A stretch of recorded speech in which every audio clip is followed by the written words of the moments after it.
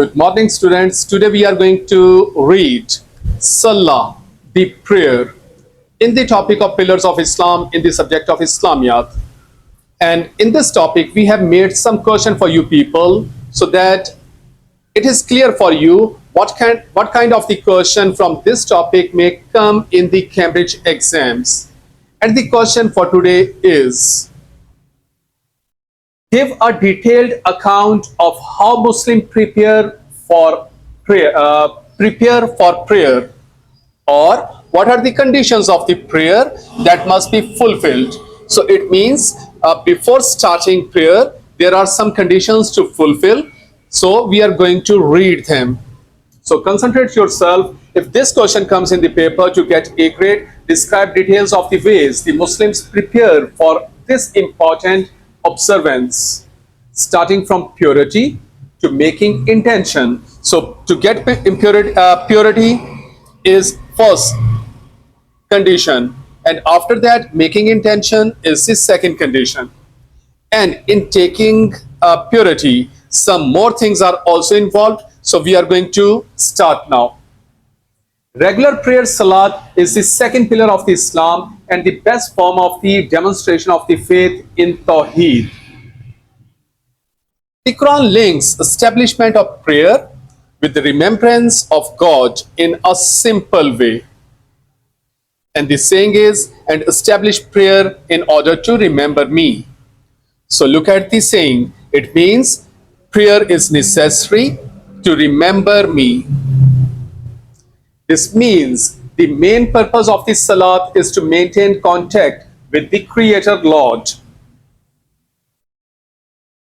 In view of its importance, the Quran and Hadith have provided details not only about the format and rituals, but also about preparations for Salat. The Quran commands Muslims to offer prayer with alertness of the mind. So this is the first condition. During Salat, our mind should be alert. And a saying about this is, "O you who believe, approach not prayers with a mind befogged, intoxicated or dazed state, until you can understand what you say, nor in the state of the ceremonial impurity." First part of this verse mentions clarity, purity of the mind. So this is the first condition. Our mind should be pure from all the evil thoughts or the worldly thinking. So we must be very focused that we are before Allah. And the second part deals with the physical purity as a precondition for offering prayers. A hadith of Prophet ﷺ also highlighted the importance of the alert mind in relation to regular prayer. And here is a hadith.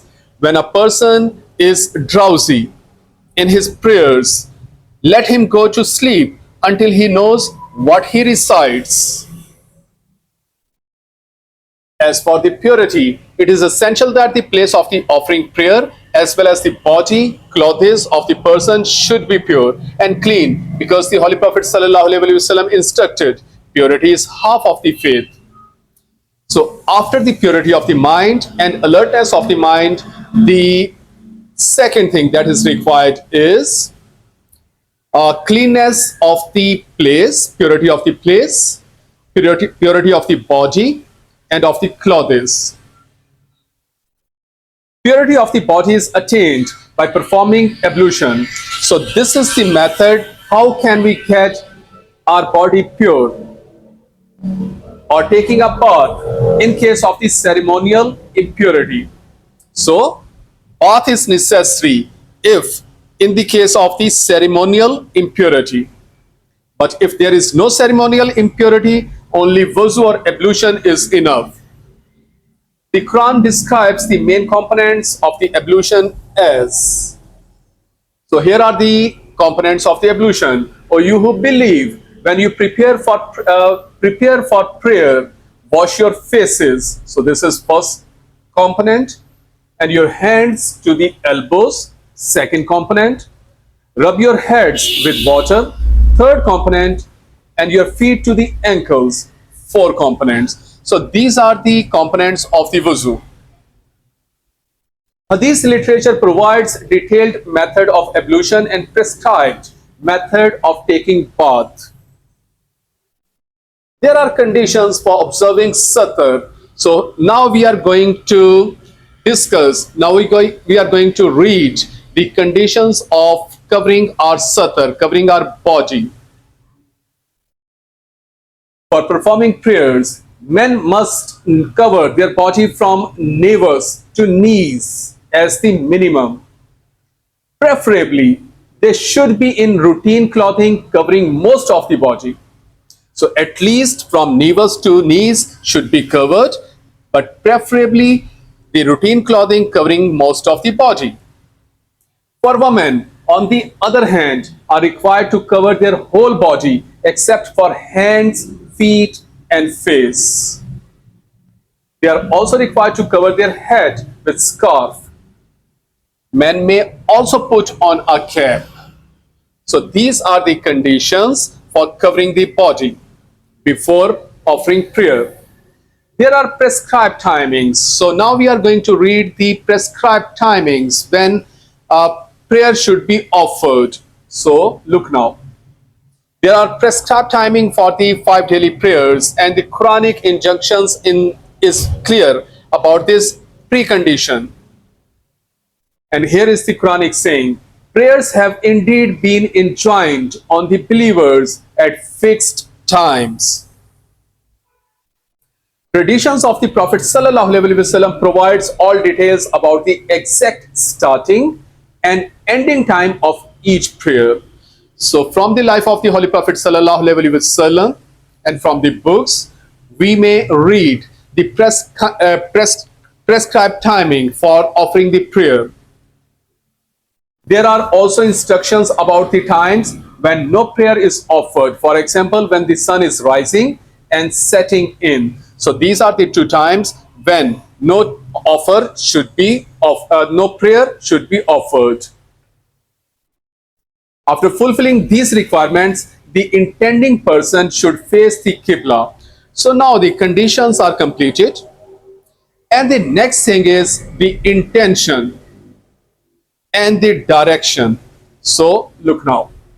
After fulfilling these requirements, the intending person should face the Qibla, sacred mosque in Mecca, with the Kaaba as its part, about which the Quran says, turn your face in the direction of the sacred mosque, wherever you are.